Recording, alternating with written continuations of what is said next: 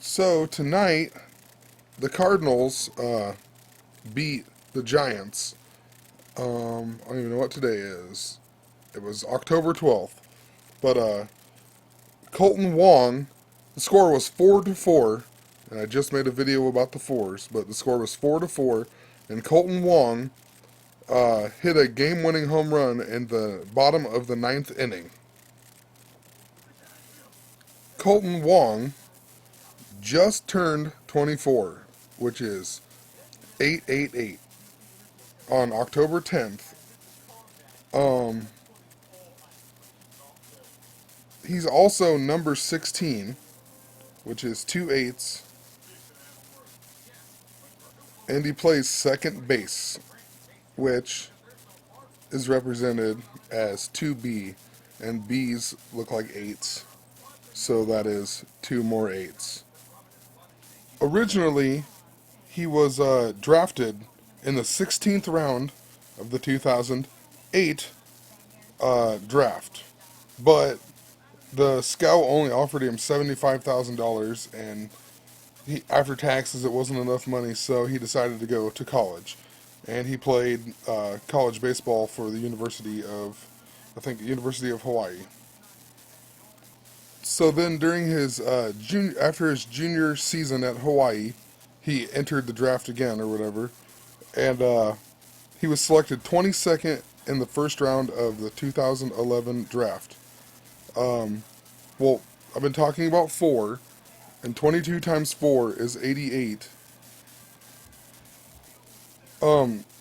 He was also the number 4 ranked prospect in the Cardinals organization. And 22 and 4 is 88 in 2011. There you go. You have your 8-8 and your 1-1. I talked about that in a previous video.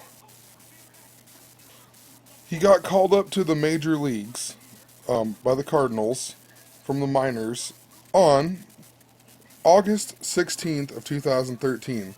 So we got 8, 16. Oh, he's number 16. I mean, really? Then later on in that year, he got named to the Cardinals postseason roster, which was last year.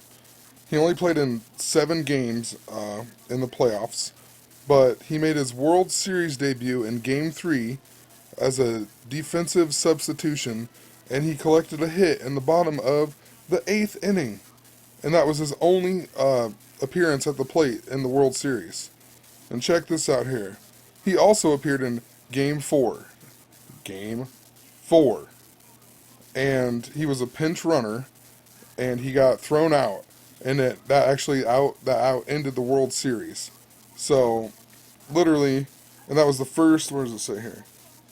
The only occasion in which a World Series game ended on a pickoff play. So, Game 4, and then he got his only hit in the 8th inning, and then Boston won 4-2, like the series or whatever, 4-2, which is 8. Okay, now this year on June 3rd, which is 6-3, which is 3 sixes, he hit his first career home run, and it was a grand slam against, of all teams, the Royals and their ace, who actually was pulled after 88 pitches in the wild card game too. But let's see here. Yeah, that was his first grand slam, which is 4 runs. And then later on July 8th, with the score tied 4-4, just like tonight, in the bottom of the ninth, he hit his first walk-off home run. That is the same thing that happened tonight. What? The score was the same even. That's weird.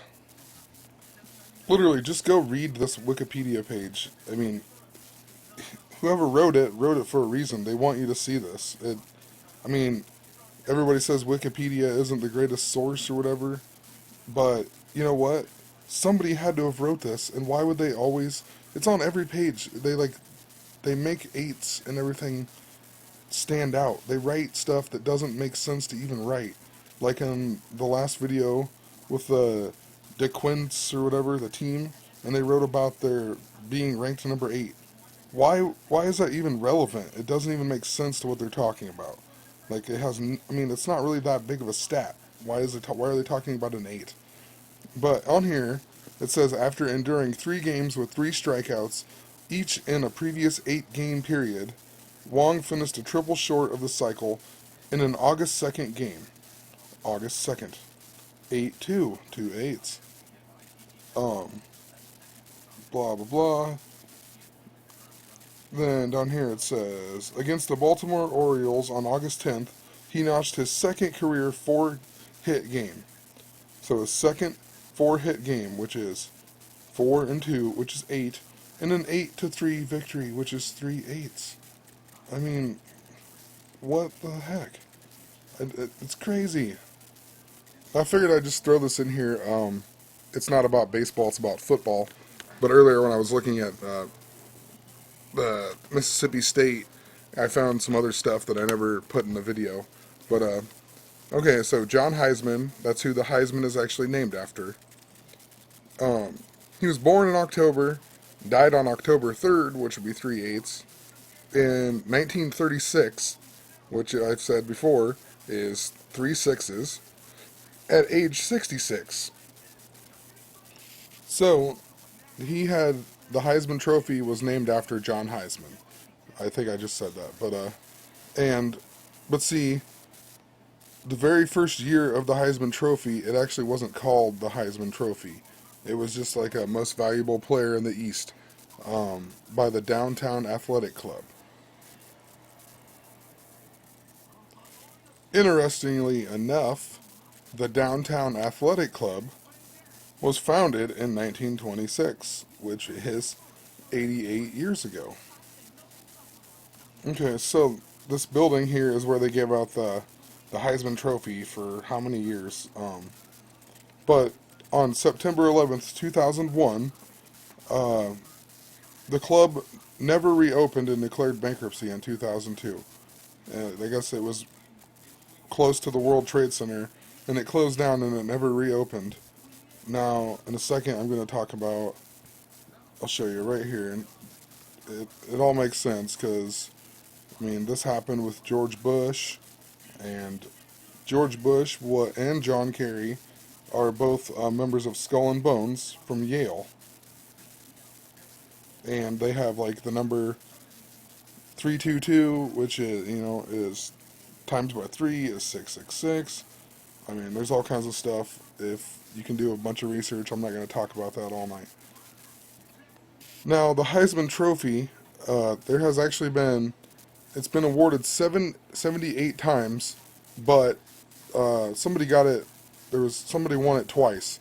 So there's actually only 77 winners of the Heisman Trophy. Now, 77 years ago was 1937. I'm pretty sure that's the same year that it came out. Yes, obviously.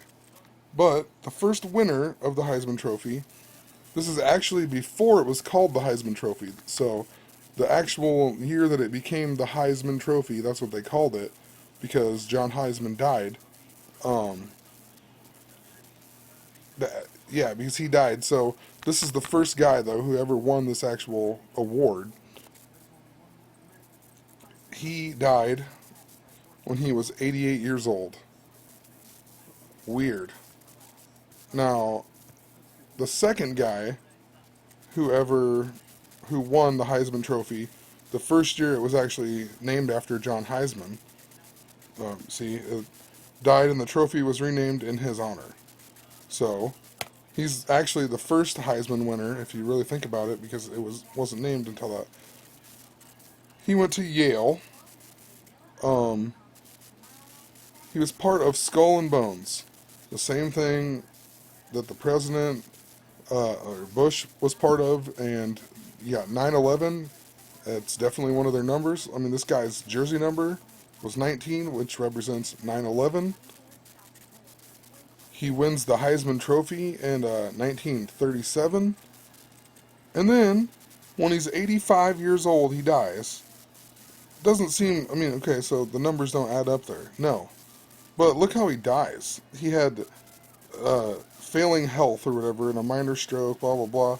And then he dies from a self-inflicted gunshot at his house. 85 years old and you kill yourself with a gun? That's strange. I'm sorry. I mean, yeah, maybe he was sick, but you don't hear that very often. Even if you're sick, at 85 years old, most people just die. They don't shoot themselves. That's weird. Actually, I take that back though.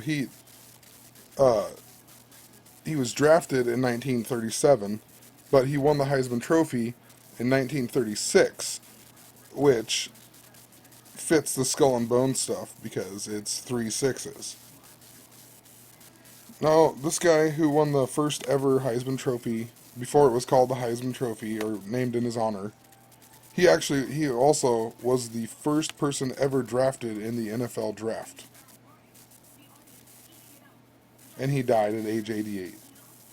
So, after seeing all that, I decided, oh, hey, I'm going to just go through and check out the draft picks and whatnot, or just research like the history of the NFL draft. And so you scroll down here, and you find out about the first draft and the guy I just talked about here. And then later on, you come down, you get to this guy. Bullet Bill Dudley was the first overall pick in the 1942 draft. He would eventually become the first player picked overall in the draft to enter the. So he was the first player ever to be the first pick in the draft and make the Pro Hall of Fame. Bull. Guy dies at 88 years old. On 2-4. You go down a little bit farther here. You got George Taliaferro. He was the first African American who was selected in the NFL draft, but he did not actually go play. He signed with this team, so he wasn't ever in the NFL, even though he was drafted. And you click on him, he's still alive. But on January 8th of 2015, he will be 88. So who knows? We'll see if he dies when he's 88 or not. Well, we got a whole year to find out. Just thought that was kind of interesting. Then you come up to here, you got Wally Triplett. He was chosen 19th, and he was the first African American to be selected in the draft, and he actually made an NFL team. You click on him. Well, let's see here. He is still alive too, and he's 88 years old until April of 2015. So, who knows? He could die, or I mean, who knows? Just find that interesting. Let's see here. Okay, so you keep on reading here. So, after this draft here, um, and prior to the start of the season, Paul Tank Younger was signed to the Los Angeles Rams as a free agent and became the first NFL player from a historically black college. You click on him. Oh, he died when he was 73. Been telling you about the 73s. So in 1980, ESPN decided to start covering the draft. 8 years later, in 1988, the NFL moved the draft from weekdays to weekends, so their ratings would improve or whatever. Then in 2006, which is 8 years ago, the NFL Network uh, gave them competition or whatever, and the NFL Network launched on October of 2003, which, again, it's 8, and then you got your 3, because it would be 8 of 03. It's crazy. Even Michael Sam, he is the seventh of 8 children. He made his professional debut on August 8th. He's, I mean, I'm not even going to get into it. I mean, look at his height and weight here. 1.88. Weight, 118. I mean, 11.8. 188. Really? I mean, I'm not even going to go into it. I keep finding more and more stuff, like in seconds. It's just ridiculous. So, I'm going to end it right here because I only have a few more seconds. But once again, sports are rigged. I truly believe that. Anyway, have a great night. Peace, love, and chicken grease.